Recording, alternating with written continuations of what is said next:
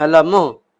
হ্যাঁ, কালকে রাতের বেলা না শাশুড়ি মার সাথে ওই আমার আর তোমার জামাইয়ের তুমুল ঝগড়া হয়েছিল, মানে খুব বাজে পর্যায়ে চলে গেছিল। তাই আমরা কালকে রাতেই ডিসিশন নিয়েছিলাম যে আমরা আলাদা হয়ে যাব। তাই আমরা এই জায়গায় একটা ফ্ল্যাট বাসায় উঠছি, বুঝছো? বাসাটা এমনি ভালো আছে, খুব সুন্দর আছে। মাশাআল্লাহ, আলহামদুলিল্লাহ। আসলে আলাদা হয়ে গেছিস? ওহ যাক, এখন তো তোর নিজের একটা সংসার হবে না। এই সংসারের আয় উন্নতি করার দরকার আছে, বুঝছিস? এই শ্বশুর শাশুড়ি কামলা কতদিন খাটবি আর? ঠিক আছে, এত সেবা যত্ন করে তো লাভ নাই। বাচ্চা কাচ্চা তো হয় না এখনো, অনেক টাকা পয়সা জমা, ঠিক আছে? বাচ্চা কাচ্চা হলে তো আর পারবি না, জমা পরে কাজে লাগবে না। আর যদি শ্বশুর বাড়ির থেকে কেউ আসে, হ্যাঁ, ও তো খাতি সেবা করার দরকার নাই, পরে ওই যে পায়ে বসবে না, চাইতে যাবে না নে। আসুন, আমিও যাবানে কিন্তু মাঝে মাঝে তোকে নতুন সংসার আমি দেখতে যাবো না। হ্যাঁ, তুমি তো আসবাই, এটা তো তোমারই বাসা তাই না?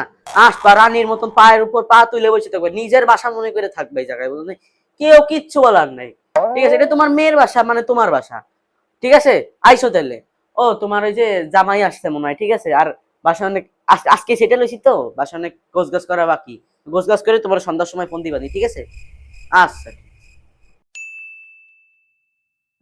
হ্যালো, কি হয়েছে আম্মু, কান্দিছো কে? কোনো সমস্যা হয়েছে?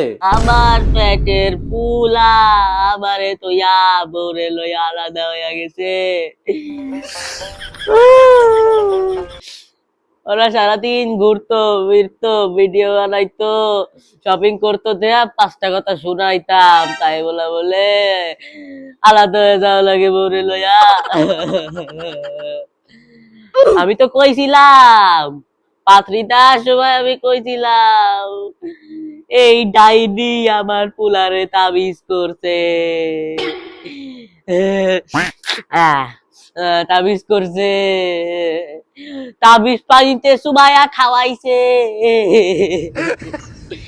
এর লেগে বলে আমি আমার পুলারে 10 মাস 10 দিন পেটে রাখছিলাম। আল্লাহ বিচার করবো।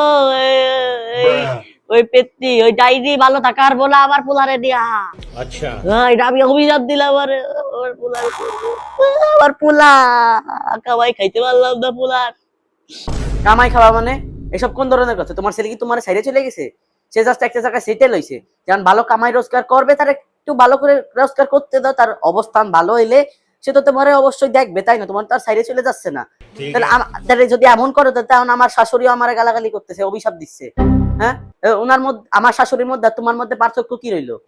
আমি যেমন তোমার মেয়ে, ভাবিও তো একজনের মেয়ে, তাই না? হ্যাঁ, এগুলো কি কোনো ভালো মানুষের কাজ, কোনো সুস্থ মানুষের কাজ এগুলা? হ্যাঁ, মেন্টালিটি ঠিক করো তোমাদের। তুইও লাস্টে আমার এটা কইলি, তোরা কেউ আমার ভালো চাইস না, তোরা কেউ বললো, তোরা সবাই খারাপ, রাখ ফোন।